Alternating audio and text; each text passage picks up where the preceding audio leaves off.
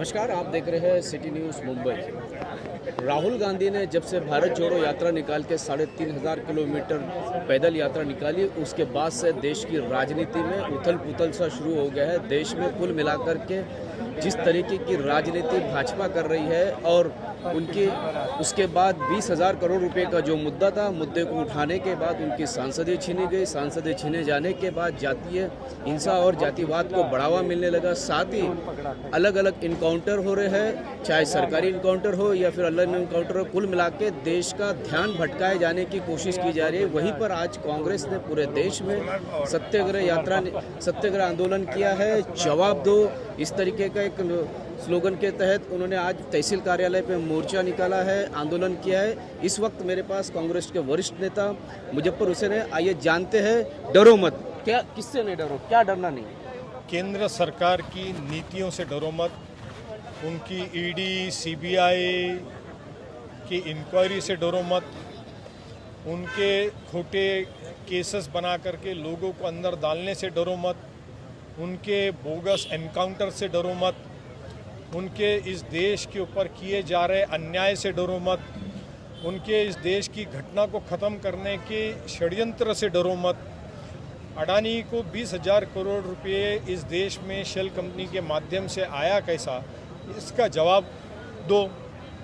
बेरोज़गारों को नौकरी कब दोगे, इसकी जवाब दो। आदिवासी पिछड़ी जाति ओबीसी का आरक्षण आप ख़त्म करने के लिए निकले हो, इसका जवाब दो। इस देश के अंदर की घटना को आप ख़त्म करना चाहते हो, उसका जवाब दो। इस देश को मनुस्मृति और मनुवाद विचारधारा की तरफ ले जाना चाहते हो, इसका जवाब दो।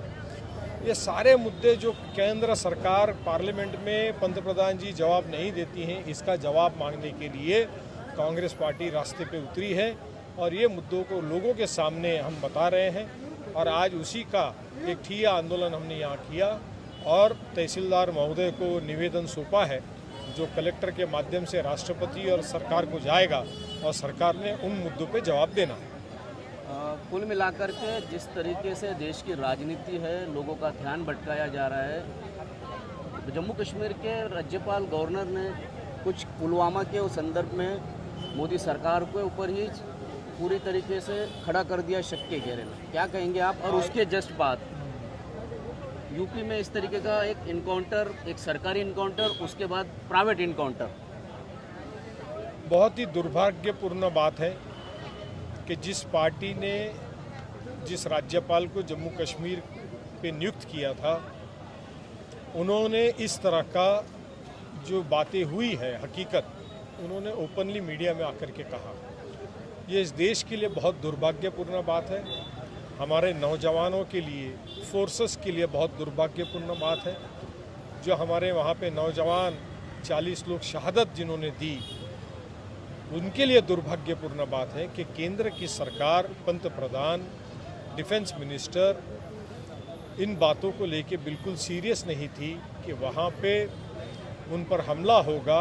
इंटेलिजेंस की रिपोर्ट्स आने के बावजूद उनको फ्लाइट्स एयरक्राफ्ट देना चाहिए था, वो नहीं दी केंद्र सरकार ने। ये बहुत ही दुखद घटना है, बहुत ही दुर्भाग्यपूर्ण बात है। मैं समझता हूँ कि देश इस बात को कभी माफ़ नहीं करेगा। यूपी में अतीक अहमद का जो भी मर्डर पुलिस कस्टडी में हथकड़ी लगाए हुए पुलिस की कस्टडी में जो होता है, वो एक आरोपी था, इसको कोई झुटला नहीं सकता। उस पर दुनिया भर के क्रिमिनल केसेस थे, इसको कोई झुटला नहीं सकता। मगर अंडर ट्रायल और कस्टडी में था, कुछ केसेस में सज़ा लगी थी।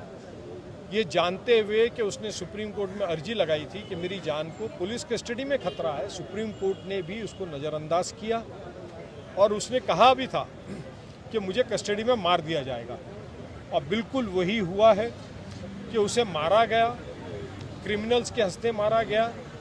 यूपी की सरकार एक तरफ जहां कहती है कि हमने गुंडा राज ख़त्म किया, वहीं पे ये उसकी ज़िंदा मिसाल है कि 20 साल के नौजवान बच्चे इम्पोर्टेड पिस्टल्स लेकर के वहाँ पे गुंडागर्दी और गैंगस्टर्स का नया जन्म उस राज्य में हुआ है।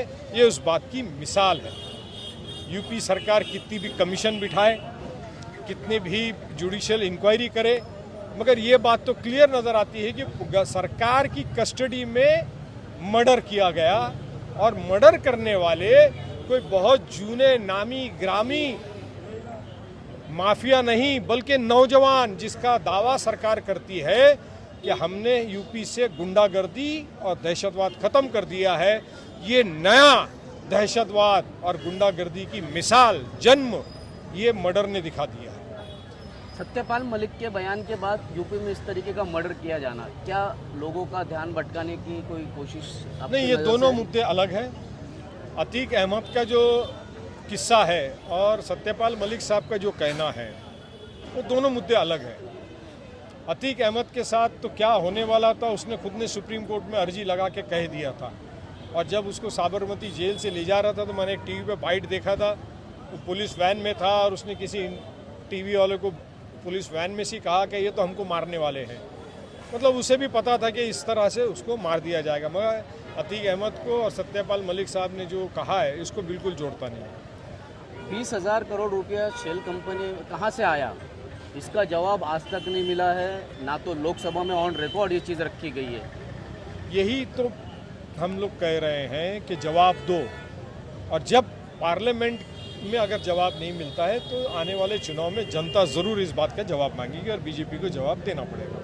कांग्रेस के इस सत्याग्रह आंदोलन के बारे में आपने पूर्व विधायक मुजफ्फर हुसैन से सारी सच्चाई सुनी, मोदी सरकार की जमकर खिंचाई की, साथ ही उन्होंने पत्र तहसीलदार को देते हुए जवाब दो और युवाओं की बात रखी, साथ ही रोज़गार की बात रखी, साथ ही देश में एकता की बात रखी।